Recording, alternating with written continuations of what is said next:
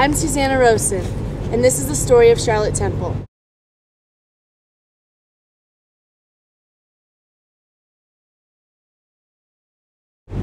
It was love at first sight. Hey, I'm Mr. Temple. Hi, I'm Mrs. Eldridge. Her father was indebted to an evil man. They retired with Lucy's father. The daughter that came from them was the only pledge of their mutual love. Hi, I'm Charlotte. Several years have passed, and Charlotte is now a teenager. Are you for a walk? Yeah, let's go check out the local scenery. Who's that? Don't you recognize her, my 2V? It's the Charlotte Temple? Oh my, she's so grown up. I'll remember her as a young girl. Yeah, I'll say she's sure grown up. 3 days pass, and m4v is longing for Charlotte. Hello, ladies, and good evening. Good evening, sir. Why are you eating, you good-looking gentlemen? What are you ladies doing up so late? Just out for a little late-night walk. Will you ladies be here tomorrow? I cannot think that we have not done exactly right in going out this evening, mademoiselle. I am sure it was not right, for I expected to be very happy, but was sadly disappointed. It was your own fault then. I found them to be very proud in their conversation. Don't be a foolish little prude. He gave me this letter. What shall I do with it? Read it.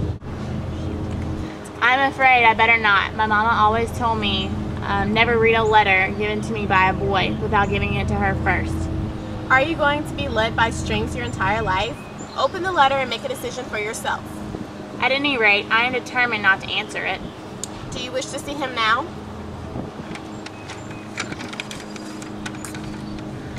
Oh, I do. It will be arranged. She is the only child we have. She's a good girl. She is indeed a grateful, affectionate girl, and I'm sure we will never lose sight of the duty she owes her parents. Look, my dear friends, at yonder lovely virgin, arrayed in a white robe devoid of ornament, behold the meekness of her countenance, the modesty of her gait.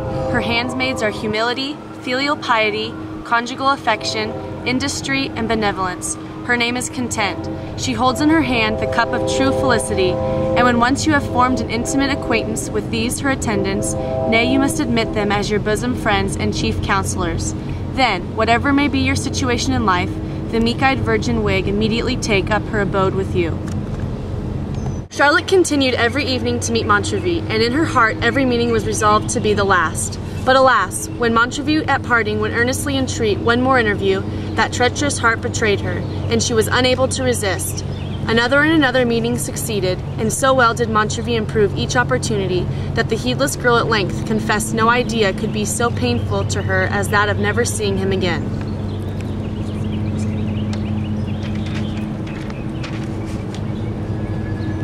Then we will never be parted.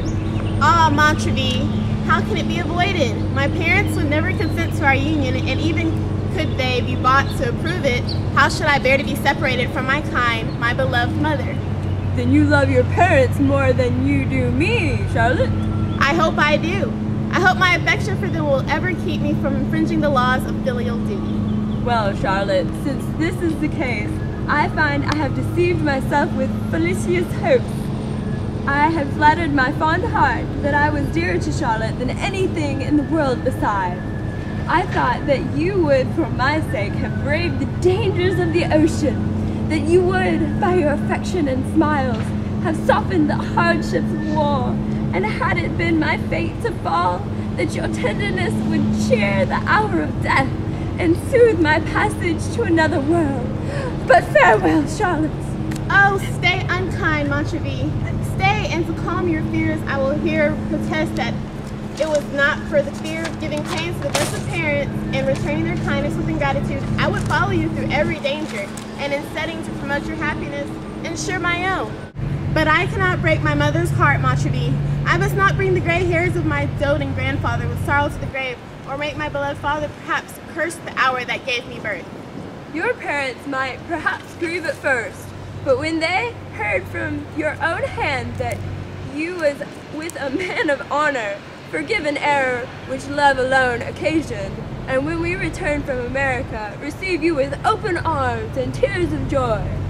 But should you, forgetful of your promises, forsake and leave me on a foreign shore? Judge not so meanly of me. The moment we reach our place of destination, love will sanctify us, and when I shall forget your goodness, may heaven forget me. Oh, I have forgot all that I ought to have remembered in consenting to this intended elopement. You are a strange girl. You never know your own mind 2 minutes at a time. Just now you declared Montrevy's happiness was what you prized most in the world, and now I suppose you repent having ensured that happiness by agreeing to accompany him abroad. Indeed, I do repent, from my soul, but while discretion points out the impropriety of my conduct, inclination urges me to the truth.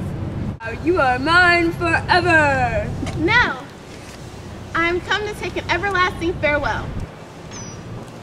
I cannot go. Cease, dear Montreville, to persuade. I must not. Religion, duty forbid. Cruel Charlotte, if you disappoint my ardent hopes, by all that is sacred, this hand shall put a period to my existence. I cannot, will not live without you. Alas, my torn heart, how shall I act? Let me direct you. Oh, my dear forsaken parents. She has eloped then. My child is betrayed. The darling, the comfort of my aged heart is lost. Oh, would to heaven I had died but yesterday. And how shall I return to my children? Alas, my dear Lucy, how will you support those heart-rending tidings? Or how shall I be enabled to console you, who need so much consolation myself?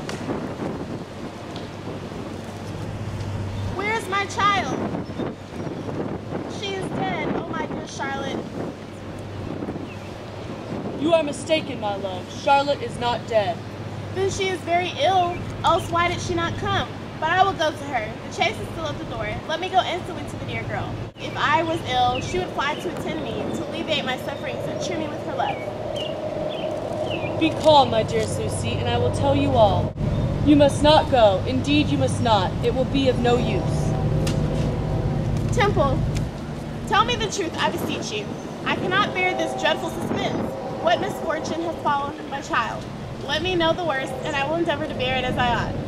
Lucy, imagine your daughter alive and in no danger of death. What misfortune would you then dread?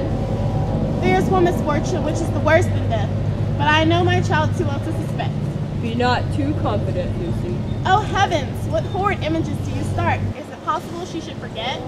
She has not forgot us all, my love. She has preferred the love of a stranger to the affectionate protection of her friends. Not eloped. Months have passed, and Montreville and Charlotte find themselves in America. Charlotte writes home seeking aid and forgiveness for sins she never intended to commit. Shocking as these reflections are, I have yet one more dreadful than the rest. Mother, my dear mother, do not let me quite break your heart when I tell you in a few months I shall bring into the world an innocent witness of my guilt. Oh, my bleeding heart, I shall bring a poor little helpless creature, heir to infamy and shame. This alone has urged me once more to address you, to interest you in behalf of this poor unborn, and beg you to extend your protection to the child of your lost Charlotte. For my own part, I have wrote so often, so frequently have pleaded for forgiveness, and entreated to be received once more beneath the paternal roof, that having received no answer, not even one line, I much fear you have cast me from you forever. What will Charlotte's fate be?